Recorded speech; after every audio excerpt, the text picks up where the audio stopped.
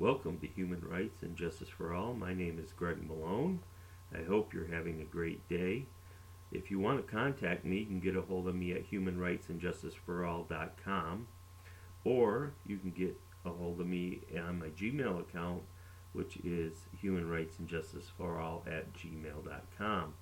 You can also call me or text me on my cell phone, which is 315-744-0007. And you can leave a text or leave a message, and I'll get right back to you. I've been networking with quite a few different people here nowadays. I have an author that I'm going to be interviewing on the show. I also have a gentleman I met that is into homeschooling, and we talked about reasoning and logic and critical thinking skills, which are not being taught in schools today. A lot of other things going on. I have a gentleman that I'm trying to get on a website, or it's a what do you call it? A social networking site called Circle, and I have been talking to this gentleman, wanting him to come on the show. Kind of think he's feeling kind of shy, but hopefully he will give in and go on the air with me. What I want to speak today about is something that's very troubling to me.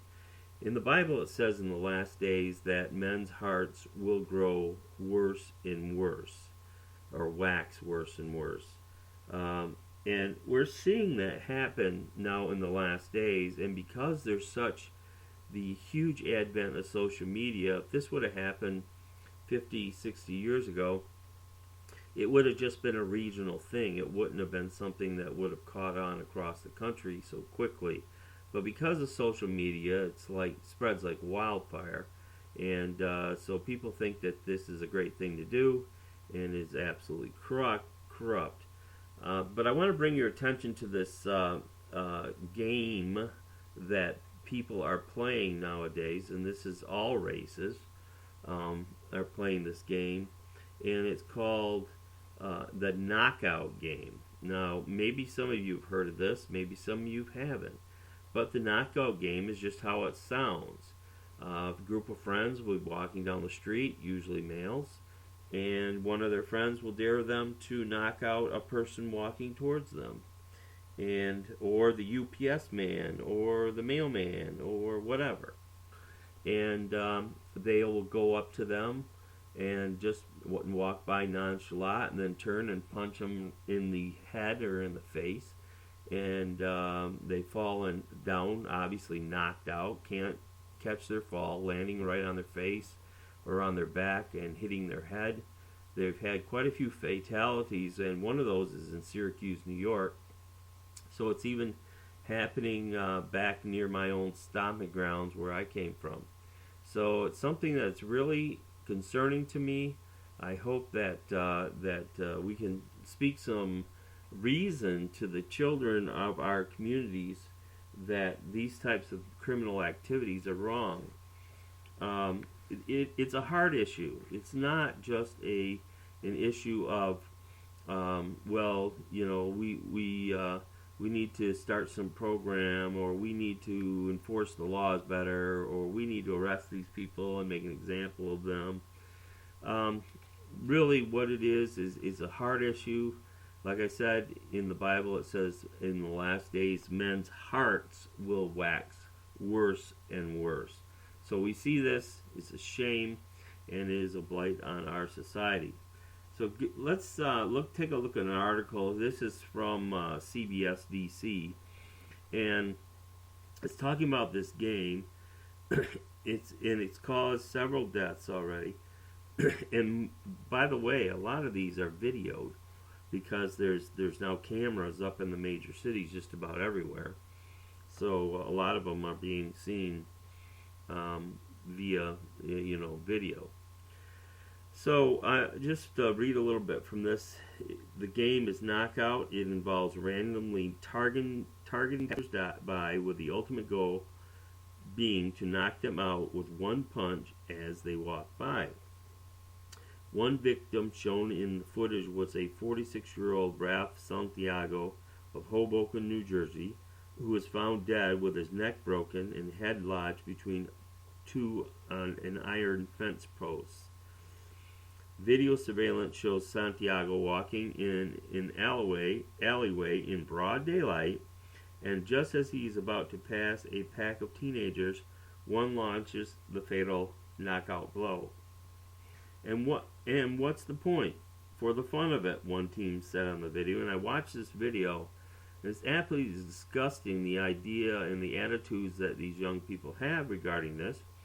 To them, it just sounds like a fun thing to do, and it could be somebody's mother, a woman with children. It could be just about anybody. It could be your grandmother, your grandfather. It could be, I saw him knocking out an old man who they stopped to ask a question, and he was just punched in the face and knocked out. I've seen, on that video, a woman, a nice-looking lady walking down the street. Guy comes up, running up from behind her, punches her in the side of the head from behind. She falls face first, can't catch her fall, right onto the concrete with her face. And so, like I said, and the kids are all snickering about it when they're being asked by the reporter. And the reporter never goes into, well, is this wrong? What's the morality of this? He just wants to know what they think about it, and they tell him what they think, which is absolutely morally incomprehensible. They just want to see if they have enough strength to knock somebody out, one of the kids said. So I guess it's a test of strength. Maybe you might want to go lift weights or do something a little bit more constructive. And then it's happening also in the Washington, D.C. area. So I wanted to make you aware of this, and that it's an epidemic sweeping the country. If you know kids that are participating in this or joking around about it, please bring to them the seriousness of this matter and speak up. Obviously, you don't want your children participating in this type of activity because it will damage people's lives. It's causing neurological problems. Sorry, I massacred that word. And it's causing facial deformities. It's causing lifelong pain problems for these people that are being assaulted in this manner. So again, and we do need to pray for the youth of our nation, that somehow God will reach them and that He will speak into their lives. And I see that as being very, very important. Okay, now I want to get to another subject. As you know, many times I have talked about the problem of immigration, in particular illegal immigration into the United States.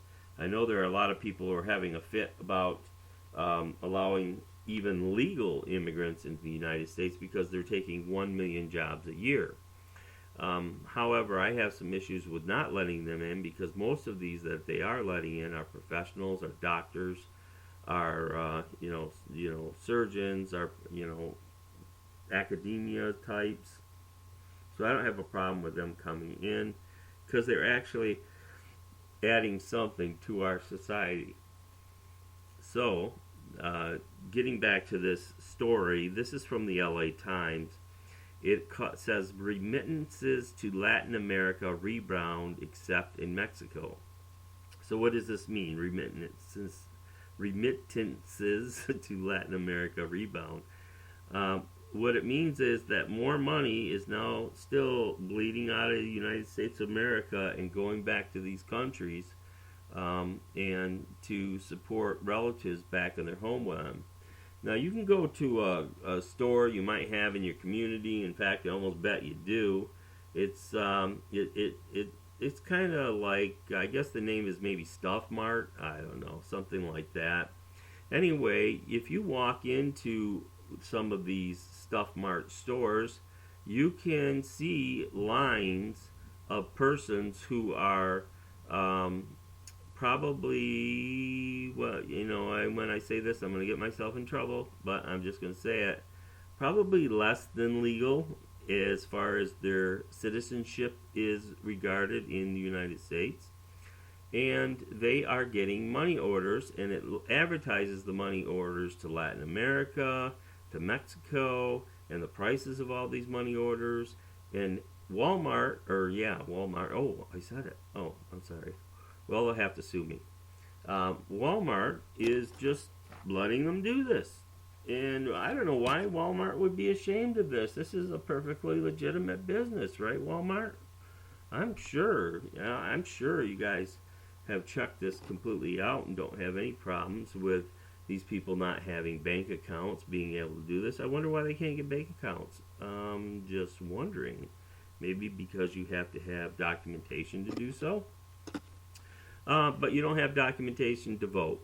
That's an interesting little point there. Not trying to be sarcastic. I'm just pointing out the irony of some of these things that are going on in our country. But let's get into this article. It says remittances to Latin America rebound. The amount of money U.S. immigrants send to their families in Latin America has more than doubled since the year 2000. And the cash flow, except Mexico, has recovered from a considerable drop during the Great Recession. A 13-year survey of remittances trends show. For years, remittances have far outpaced foreign aid in helping lift people out of poverty in Latin America. A study released Friday by the Pew Research Center notes. And the Pew Research Center is a very reputable group, and I don't have any issues with what they're trying to do and the truth that they're bringing out. So getting back to this, in 2011, remittances totaled $53.1 billion, more than 8 times the amount of official aid, the report says. And I wonder how much of that money was actually taxed in the United States prior to being sent outside the country. And that would be an interesting question. And maybe some of the governors of some of our states and or the President of the United States might want to answer how much of this money is being taxed. More than half of these immigrants from Spanish-speaking countries, 54%, send part of their U.S. earnings home, and 17% of U.S.-born Latinos also maintain financial lifelines to relatives abroad. And these flows, these are done. This survey is done by the World Bank, and it is keeping track of money that is being sent to these countries, and it does it for the whole world. It's not just for us.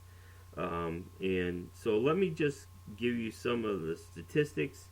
The United States is the most important source of remittances to Latin America, accounting for 3/4 of last year's $52.9 billion total.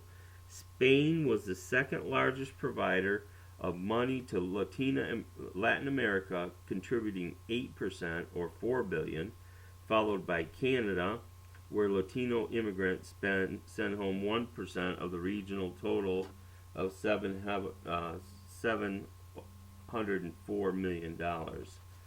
So that's not very much. But let's continue on with this. A significant portion of remittances, in many cases, the majority, was spent on food, clothing, and other daily essentials. That allowed for raising living standards for recipients, but left little for job-creating investment. Remittance accounts for the highest percentage of GDP in El Salvador, 16.5%, Honduras, 15.7%, and Guatemala, 10%. So these three countries are the big three as far as money being sent back to them. And globally, India is the country taking in the most in remittances, with an estimated $71 billion this year from its legislators, legions of citizens working abroad. As we know, many of the Indian people from India are moved out of that area because of the abject poverty. You know, and if the Indians can figure out that they need to move out of a area that has abject poverty. It would seem